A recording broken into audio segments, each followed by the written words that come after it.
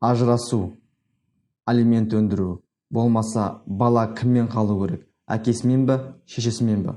Осы тақырыпта талқылайық. Сіздермен бірге заңгер Шыныбаев Марғұлан. Каналда қалыңыздар.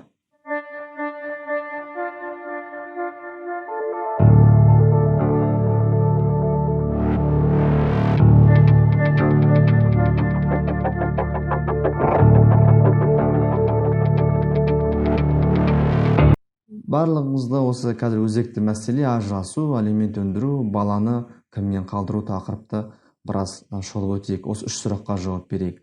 Бірінші сұрақ ажырасу туралы. Ажырасу ол қалай ажырасады, кімге жүгінеді және қалай жүзеге асады?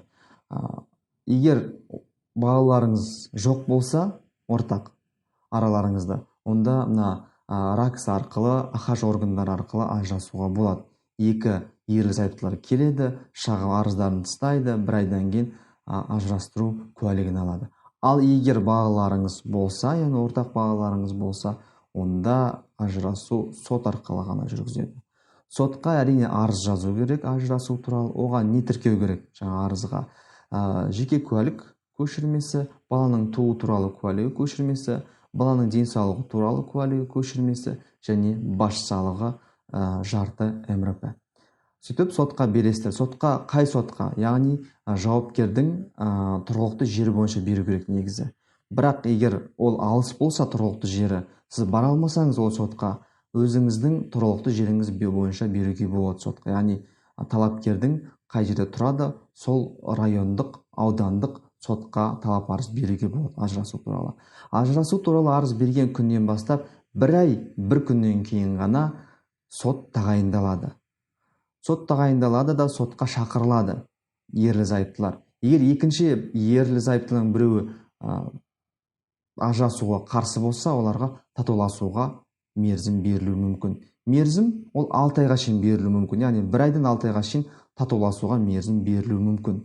Сөйтіп татуласуға мерзім берілгеннен кейін қайтадан сотқа шақырылады.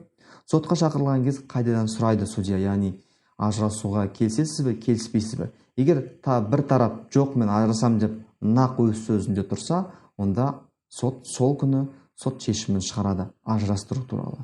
Ажырастыру туралы кезінде баланың кіммен тұратыны туралы анықталады.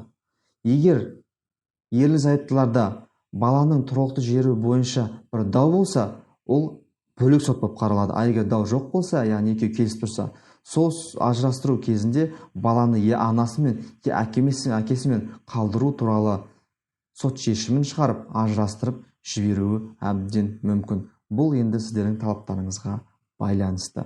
Осылайынан сот шешімі шығады, сот шешімі бір айдан кейін тағы да заңды күшіне енеді. Шыққаннан кейін сол сот шешімін алып АХАЖ органына бару керек. АХАЖ органына барғаннан кейін ажырастыру туралы куәлігіңізді аласыздар.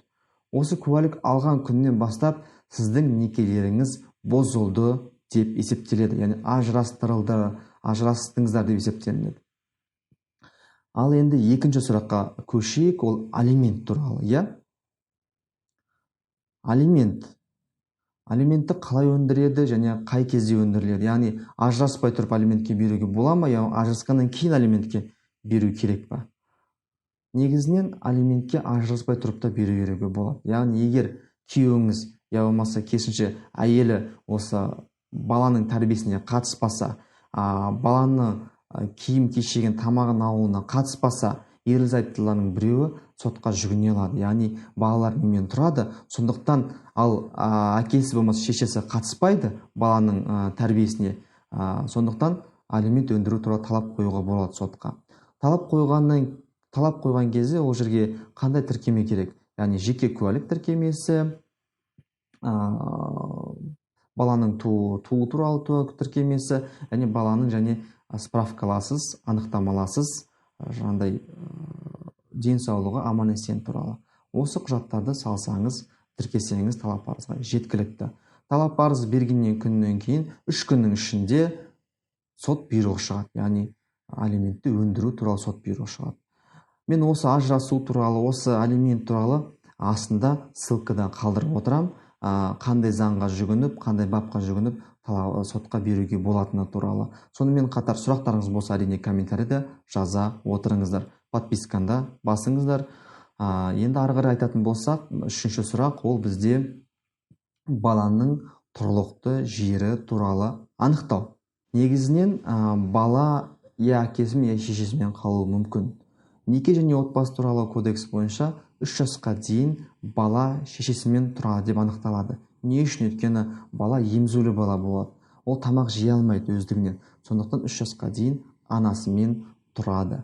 Ал 3 жасқа толғаннан кейін әкесі егер баланы қарай алам десе, үйі күйі болса, жұмысы болса, баланы қамтамасыз ете алатын болса, өзімен тұру туралы талап арыз беруі мүмкін. Яғни баланың өзімен тұру туралы анықтау үшін.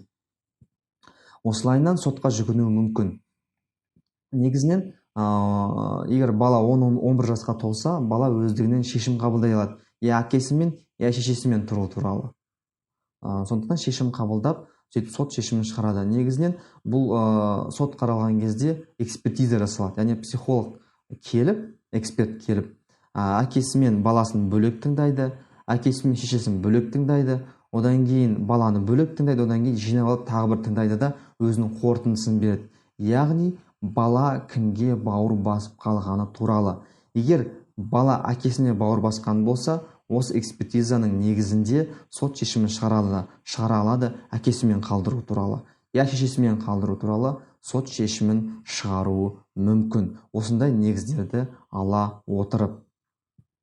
Негізінен егер сұрақтарыңыз болса, астына әрине қоя отырыңыздар, мен оларға жауап беремін. Тағы да осындай бір хабарлар болып жатса, тағы да бір YouTube каналда сіздерге әрине қызық информациялар бере отырамын. Сондықтан астында қоңырауға баса отырыңыздар, лайкты да баса отырыңыздар және подписканы басуды әрине ұмытпаңыздар. Сіздермен болған заңгер Шыныбаев Марғұлан. Көріскенше күн жақсы.